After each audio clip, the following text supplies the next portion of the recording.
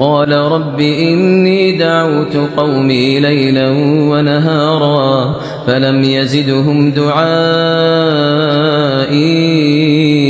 إلا فرارا وإني كلما دعوتهم لتغفر لهم جعلوا أصابعهم في آذانهم واستغشوا ثيابهم وأصروا واستكبروا استكبارا ثم إني دعوتهم جهارا ثم إني